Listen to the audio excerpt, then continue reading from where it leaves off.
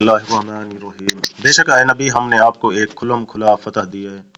تاکہ جو کچھ تیرے گناہ آگے ہوئے اور جو پیچھے سب کو اللہ تعالیٰ معاف فرمائے اور تجھ پر اپنا احسان پورا کر دے اور تجھے سیدھی راہ چلائے اور آپ کو ایک زبردست مدد دے۔ وہی ہے جس نے مسلمانوں کے دلوں میں سکون اور اطمینان ڈال دیا تاکہ اپنے ایمان کے ساتھ ہی ساتھ اور بھی ایمان میں بڑھ جائیں، اور آسمانوں اور زمین کے کل لشکر اللہ ہی کے ہیں اور اللہ تعالیٰ دانا با حکمت ہے، تاکہ مومن مردوں اور عورتوں کو ان جنتوں میں لے جائے جن کے نیچے نہریں بہ رہی ہیں، جہاں وہ ہمیشہ رہیں گے، اور ان سے ان کے گناہ دور کر دے، اور اللہ کے نزدیک یہ بہت بڑی کامیابی ہے۔ اور تاکہ ان منافق مردوں اور منافق عورتوں اور مشرک مردوں اور مشرک عورتوں کو عذاب دے جو اللہ تعالیٰ کے بارے میں بدگمانیاں رکھتے ہیں، دراصل انہیں پر برائی کا پھرا ہے۔ اللہ ان پر ناراض ہوا اور انہیں لعنت کی اور ان کے لیے دوزخ تیار کی اور وہ بہت بری لوٹنے کی جگہ ہے۔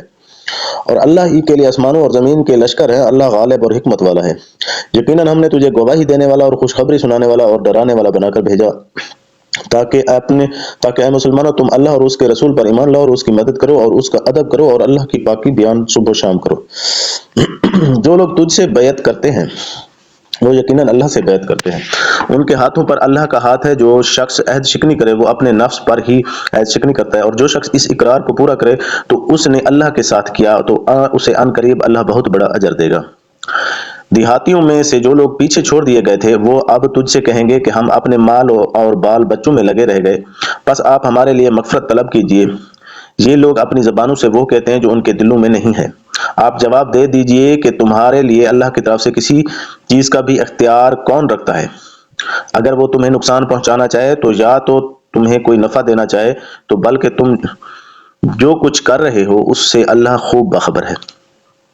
نہیں بلکہ تم نے یہ گمان کر رکھا تھا کہ پیغمبر اور مسلمانوں کا اپنے گھروں کی طرف لوٹ آنا قطعاً ناممکن ہے، اور یہی خیال تمہارے دلوں میں رچ گیا تھا اور تم نے برا گمان کر رکھا تھا، دراصل تم لوگ ہو بھی ہلاک ہونے والے۔ اور جو شخص اللہ پر اور اس کے رسول پر ایمان نہ لائے تو ہم نے بھی ایسے کافروں کے لیے دہتی آگ تیار کر رکھی ہے۔ اور زمین اور آسمانوں کی بادشاہت اللہ ہی کے لیے ہے، جسے چاہے بخشے اور جسے چاہے عذاب کرے، اور اللہ بڑا بخشنے والا مہربان ہے۔ جب تم غنیمتیں لینے جانے لگو گے تو جھٹ سے یہ پیچھے چھوڑے ہوئے لوگ کہنے لگیں گے کہ ہمیں بھی اپنے ساتھ چلنے کی اجازت دیجیے۔ وہ چاہتے ہیں کہ اللہ تعالیٰ کے کلام کو بدل دیں۔ آپ کہہ دیجئے کہ اللہ تعالیٰ پہلے ہی فرما چکا ہے کہ تم ہرگز ہمارے ساتھ نہیں چلو گے۔ وہ اس کا جواب دیں گے، نہیں نہیں بلکہ تم ہم سے حسد کرتے ہو۔ اصل بات یہ ہے کہ وہ لوگ بہت ہی کم سمجھتے ہیں۔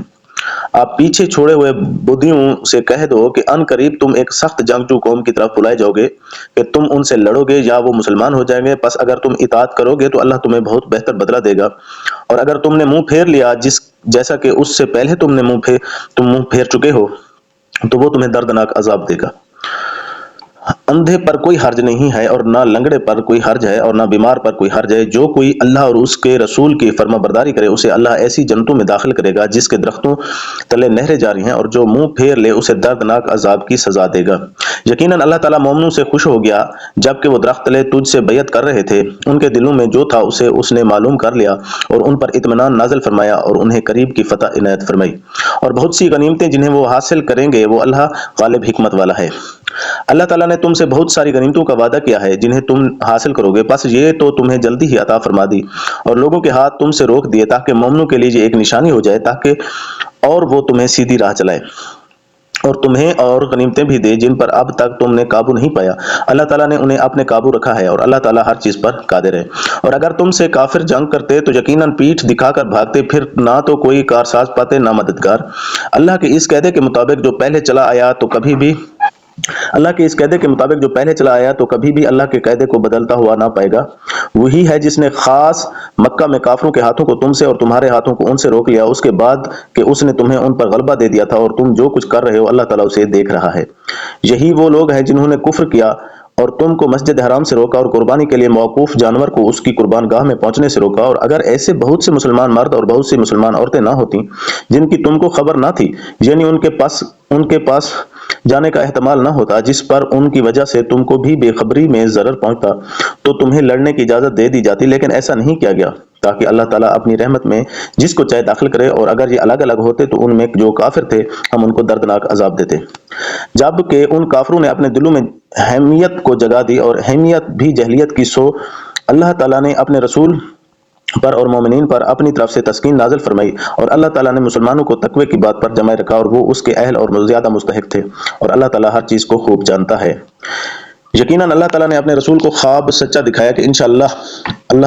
انشاءاللہ تم یقیناً پورے امن و امان کے ساتھ مسجد حرام میں داخل ہوگے، سر منڈواتے اور سر کے بال کترواتے ہوئے، چین کے ساتھ نڈر ہو کر۔ وہ ان امور کو جانتا ہے جنہیں تم نہیں جانتے، بس اس نے اس سے پہلے ایک نزدیک کی فتح تمہیں میسر کی۔